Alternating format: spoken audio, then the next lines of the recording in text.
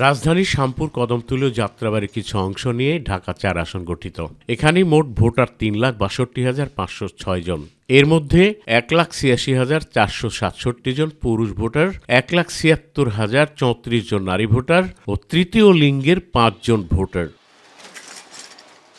ভোটাররা জানিয়েছেন, ঢাকা ৪ আসনের অন্যতম সমস্যা দীর্ঘমেয়াদী জলাবদ্ধতা। নিত্য লেগে থাকে যানজট, চাঁদাবাজি সহ আইনশৃঙ্খলা পরিস্থিতির অবনতি ঘটে অহরহ।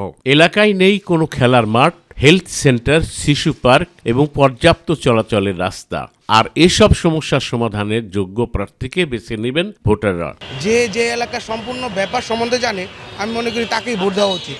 দেশের জন্য কাজ করব, এলাকার জন্য কাজ করব, তারকে ভোট দেব। আমার ভোটটাও আসলে দেওয়া হয়নি, তবে হ্যাঁ, যদি কখনো ভোট দেই, মানে একদম যে রিয়েল আমাদের দেশের জন্য যে যোগ্য এমন মানুষকে ভোট দেব।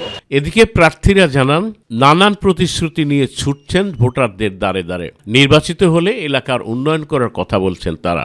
আমি এলাকার মানুষের জন্য একটি জেনারেল হাসপাতাল নির্মাণ করার উদ্যোগ গ্রহণ করব। পাশাপাশি আজকে আমাদের এলাকার কর্মসংস্থানের অভাব। আপনি জানেন এলাকার শিল্প অঞ্চল আছে অনেকগুলি, এবং বিএনপির আমলে যদি যান আপনি 2006 সর্বশেষ এখানে যতগুলি ইন্ডাস্ট্রিজ ছিল চলমান ছিল, কিন্তু আজকে গিয়ে দেখেন প্রায় অর্ধেকের বেশি ইন্ডাস্ট্রিজগুলি বন্ধ হয়ে গেছে। তো সেই ক্ষেত্রে আমার এলাকার মানুষের কর্মসংস্থানের সংকট তৈরি হয়েছে। আমরা উদ্যোগ গ্রহণ করব সরকার এবং মালিক পক্ষের সাথে আলাপ আলোচনার মাধ্যমে, যদি আমরা এই ইন্ডাস্ট্রিজগুলি আবার নতুন করে সচল করা যায়, চালু করা যায়, যাতে এলাকার মানুষের জন্য, আমাদের মেধাবী সন্তানরা যাতে এলাকার ইন্ডাস্ট্রিজগুলিতে চাকরি করতে পারে, তারা জীবন জীবিকা নির্ভর করতে পারে চাকরি করে, সেই ব্যবস্থা গ্রহণ করব। যেখানে শ্রমিকরা লক্ষ লক্ষ শ্রমিক, আমি বলবো সেই শ্রমিকদের জন্য একটা কম মূল্যে বা বিনামূল্যে একটা হাসপাতাল থাকার কথা ছিল, কিন্তু একটা হাসপাতাল নেই।